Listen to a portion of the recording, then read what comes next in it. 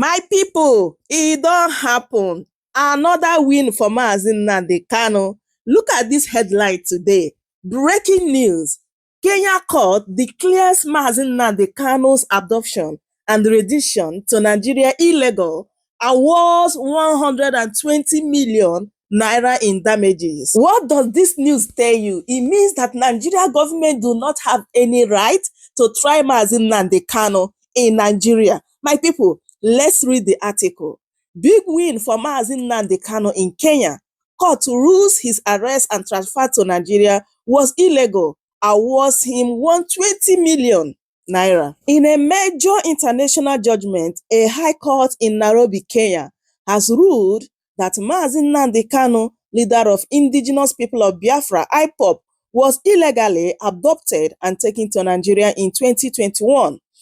According to the court ruling delivered on Thursday, June 27, 2025, Kanu's arrest in Kenya and his secret transfer to Nigeria without any legal process or court order was a clear violation of both Kenya and international law.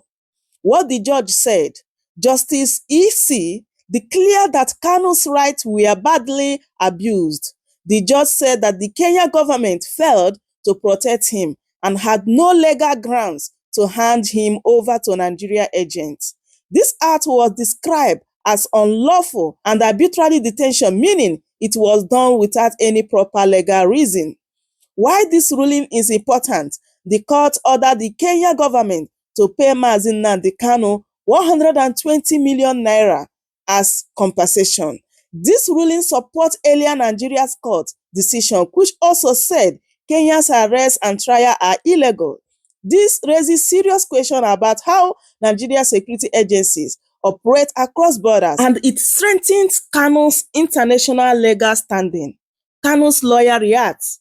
Barrister Lawyer Ojimako called the judgment as a major victory for human rights and justice. He said that this will add pressure on the Nigeria government to respect court orders and release Kanu unconditionally.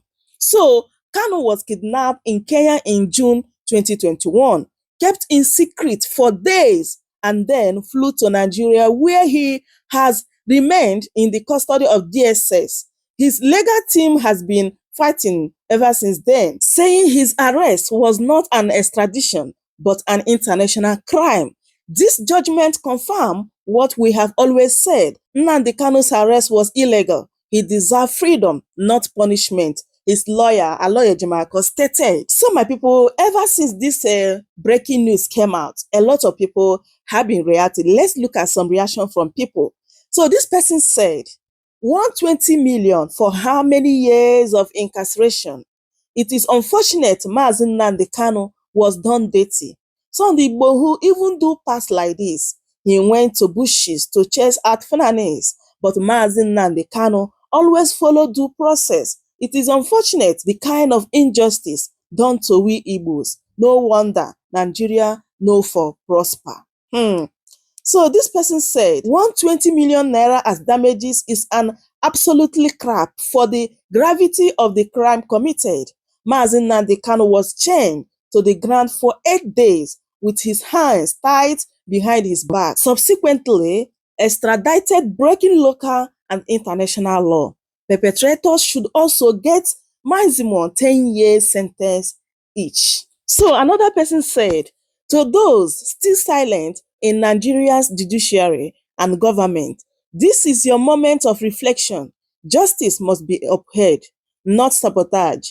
Free Mazi Nnamdi Kanu now. So my people, that is it. Like, this is bombshell because a lot of reactions from people concerning this judgment from Kenya about Mazi Nnamdi Kanu's matter. Definitely, this particular judgment from Kenya will impart in Mazi Nnamdi Kanu's trial come next month, my people. So there's nothing again Nigeria government can do because it is obvious that they don't have any other option than to let Mazi Nnamdi Kanu go, because Mazi Nnamdi Kanu is not even supposed to be tried in Nigeria. So let me allow you guys to watch this particular video for more details about Kenya's judgment, on Mazi Nnamdi Kanu's matter. Take a look.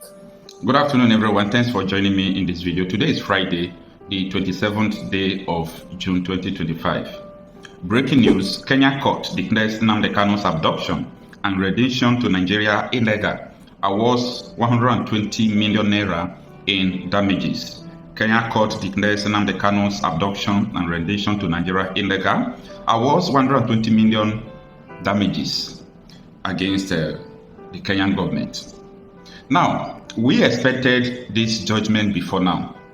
I think we expected it last year, but special thanks to Professor P.L.O. Lumumba, who led the Nnamdi Kanu's defense team or legal team in Kenya to challenge the kidnap or the adoption of Nnamdi Kanu and his transfer to Nigeria.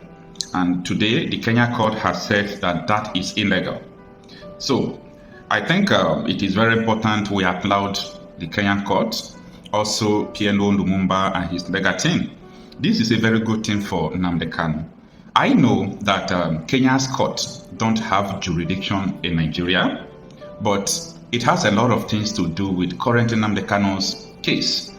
Now, if the process of transferring Nnamdi Kanu, a court of competent jurisdiction in Africa has already, struck out what Nigerian government through Malami that time said that they did it in a legal way, that they connived with the Kenyan government, with Interpol. They lied. They put up a lot of lies.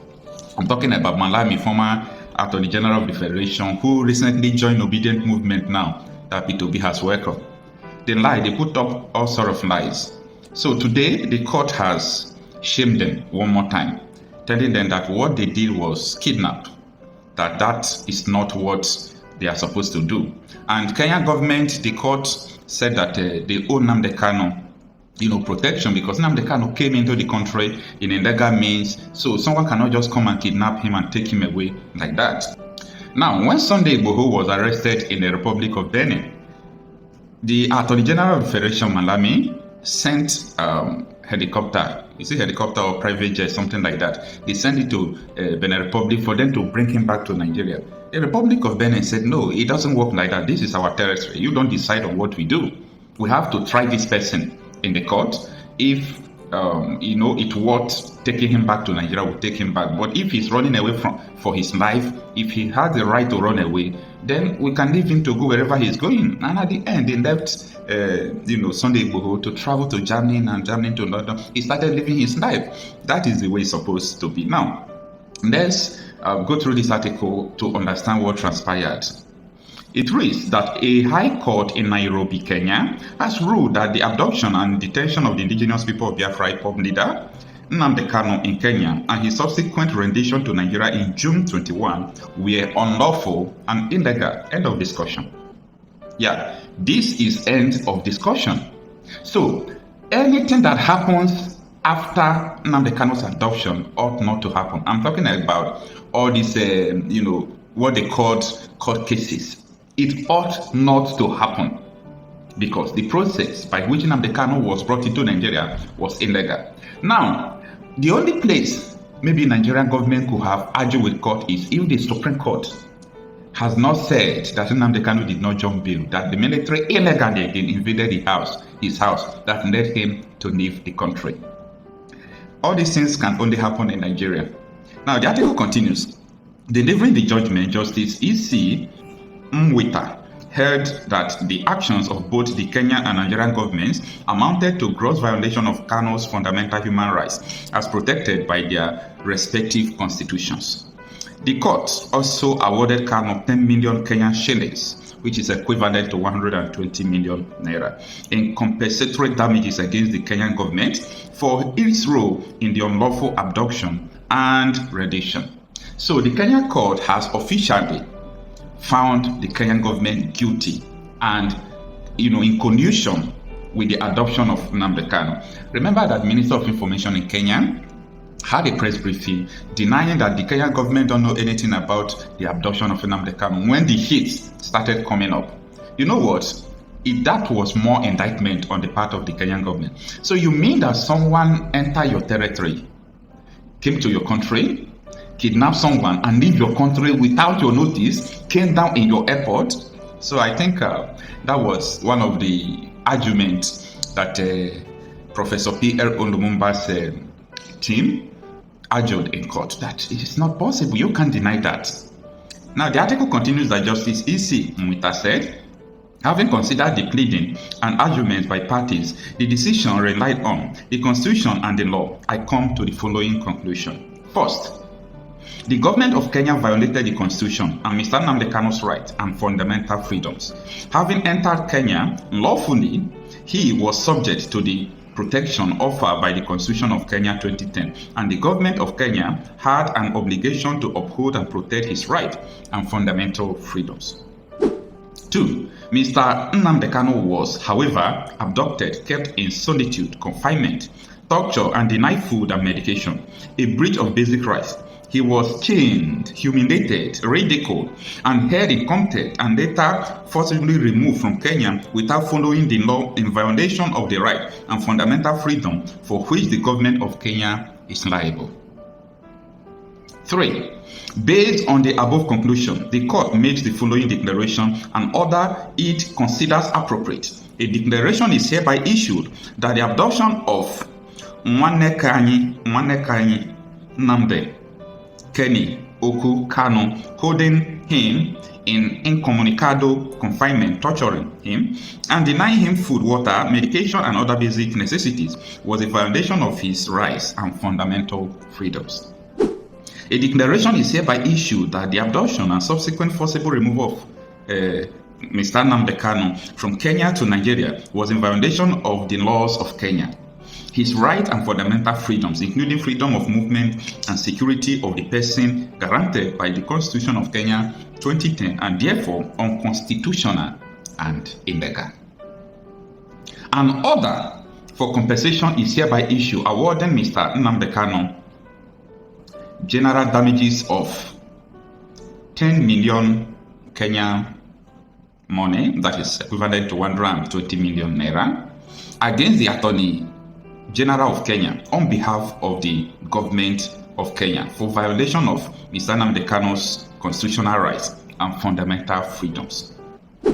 Meanwhile, the indigenous people of Biafra has hailed the judgment as a landmark victory, saying it vindicates the group's long-standing position since what it described as the sham and farcical trial of its leader in Nigeria.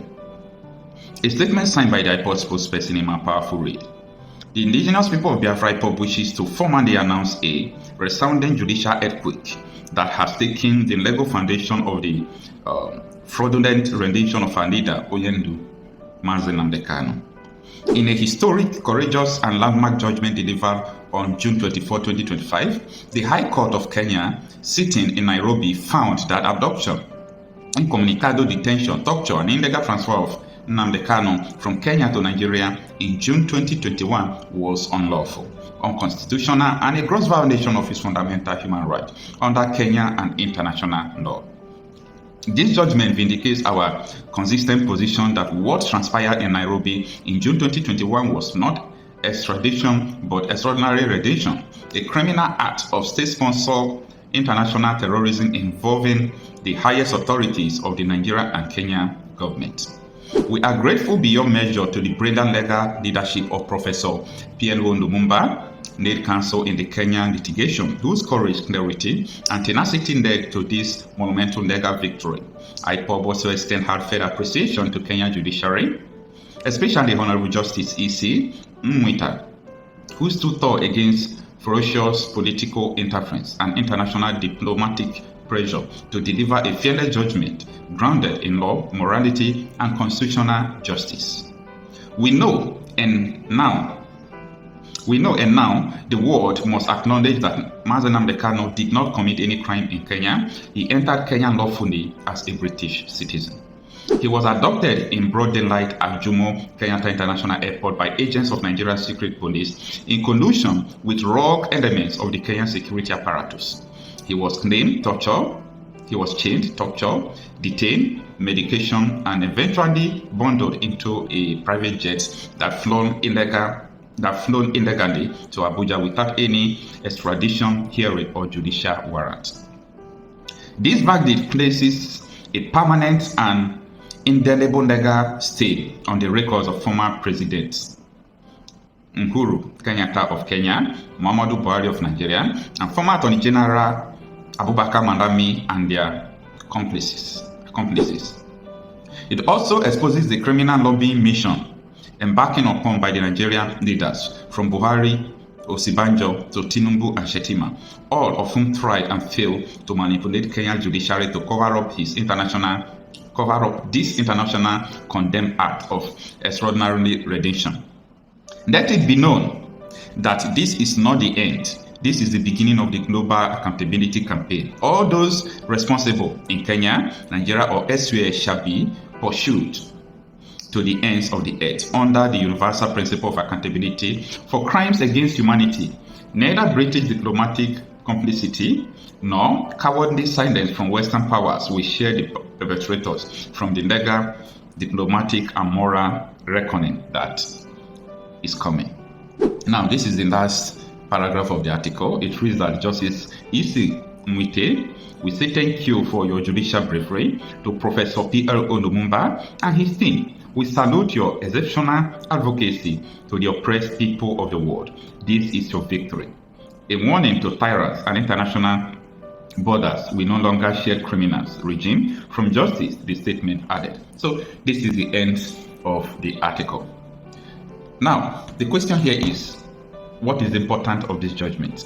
The importance of this judgment simply states that Nigeria courts don't have the jurisdiction to try Nnamdi Kanu because he was kidnapped and brought to court when he did not jump bail. You can't send military to go and kill him according to the Supreme Court. He fled for his life, you kidnapped him, you brought him, and you now present him before the court. It doesn't make sense. So this is the problem. Let's see what Justice James Omotosho is going to deliver from the 18th day of next month, that is July. I think from the 18th before July ends, we shall see the end of everything. There are a lot of things someone ought to have done or someone's supposed to be doing, but the detention of Nnamdi Kanu is like an event that is holding down a lot of things. However, the detention of Nnamdi Kanu, as I used to say before, is going to bring security. Yeah, it is going to bring security. We are not saying this because we want people to understand why he must be released. We are saying this because that is the reality. The freedom of Nnamdi Kanu, his release, is going to bring security, especially to the old eastern region. I'm talking about the southern part of the country, the eastern part of the country. His influence alone can generate fear to criminals that someone is there. The criminals in Nigeria no longer fear the government because they are partners in crime. They are partners with so many government officials in crime. This is proven. This is on the national televisions. This is on the internet. Everywhere, what we are saying could be justified. To the extent that someone who has served the Nigerian intelligence, Commander Kundon Laomi, who have been in the Nigeria security, defense service for over 35 years, came to national television to speak out the truth about the complicity of the government in crimes, in terrorism in Nigeria.